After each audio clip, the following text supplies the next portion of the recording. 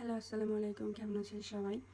আশা করি সবাই ভালো আছেন। আলহামদুলিল্লাহ, আমরাও আপনাদের দয়ায় অনেক ভালো আছি। আজকের ব্লগটা হচ্ছে কোরবানি ঈদের গরু কেনা নিয়ে।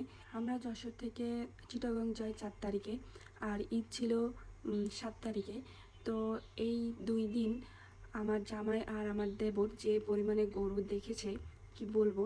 সকালে ব্রেকফাস্ট করে বের হয়েছে আর রাতের ডিনারের সময় তারা বাসায় ফিরেছে। এমনও দিন গেছে তাদের এই গরু দেখতে দেখতে। তাদের গরু কেনার বাজেট 1.5 লাখ টাকা, আর তারা গরু দেখে 2 লাখ টাকার।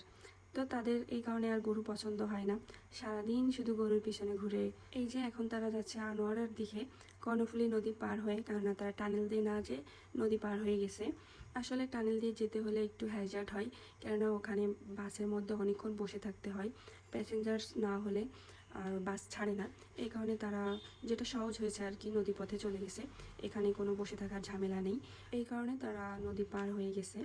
অ্যান্ড নদী পার হয়ে তারা একটা পিক আপে উঠে বসেছে গরু দেখতে যাওয়ার জন্য। আর এটা কোন জায়গা আসলে আমি চিনি না। তো যাই হোক, আমি আমার দেবরের কাছে ফোন দিয়ে দিতাম, বলতাম যে আমিনুল তুই ভিডিও করে নিয়ে আসিস আমার জন্য, আমি ব্লগ বানাবো। তো আমার কথা মতো আমার ফোনটা নিয়ে যেত আর আমার জন্য ভিডিও করে নিয়ে আসতো। তো যাই হোক, তার জন্য আমিনুলকে অনেক অনেক ধন্যবাদ। মাশাআল্লাহ, জায়গাটা দেখতে অনেক সুন্দর। এটা আসলে কোথায় আমি বলতে পারবো না, যাই হোক কোনো ব্যাপার না। আর এই যে সবাই গরুকে নিয়ে চলে যাচ্ছে, আর আমার জামাই আর দেবর এখনও গরু খোঁজাখুঁজি করতেছে, তারা গরু খুঁজে পায় নাই। তারা মেবি এখন পিক আপ ছেড়ে সিএনজিতে উঠে বসেছে, দেখে তো তাই মনে হচ্ছে। মাশাআল্লাহ, গ্রামের পরিবেশটা তো অনেক সুন্দর লাগতেছে দেখতে। আজকে গরু কেনার লাস্ট ডেট ছিল, কারণ আজকে 6 তারিখ ছিল। তো সাথে গেছিলো লিটন মামা, অ্যান্ড আলহামদুলিল্লাহ ফাইনালি তারা গরু পেয়েও গেছে। কেননা লিটন মামাকে সাথে না নিলে তাদের কাজ অসম্পূর্ণ থেকে যায়। উনি হচ্ছে আমাদের ফ্যামিলির খুব ইম্পর্টেন্ট একজন মেম্বার। ওনাকে আমরা যে ধরনের কাজে ডাকি না কেন, উনি সাথে সাথে এসে হাজির হয়ে যায়।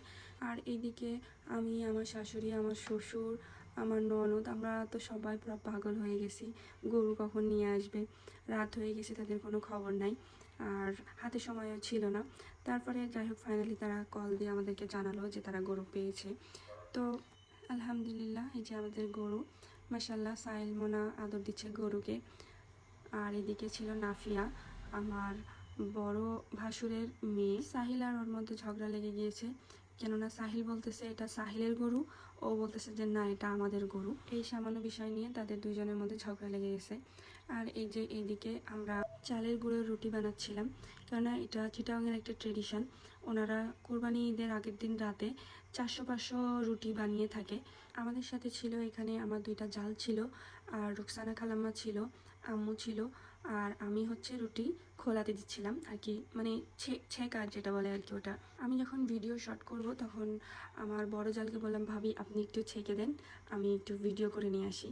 তো বলতেছে আচ্ছা ঠিক আছে, তুমি যাও তাহলে, আমি ছেঁকে দিচ্ছি। আর এটা হচ্ছে ঈদের দিন সকালবেলা গরু জবাইয়ের সময়, তখন বাজে 8:30টার মতো। ওই সময় নামাজ শেষ করে হুজুর চলে আসছে, সবাই যার যার গরু নিয়ে প্রস্তুত ছিল, কেননা হুজুর আসবে আর জবাই করতে করতে যাবে সিরিয়াল বাই সিরিয়াল। আসলে ভাবলেই কেমন লাগে, এখানে যদি আজকে গরু না হয়ে আমাদের সন্তান হতো তাহলে কেমন লাগতো আমাদের থেকে।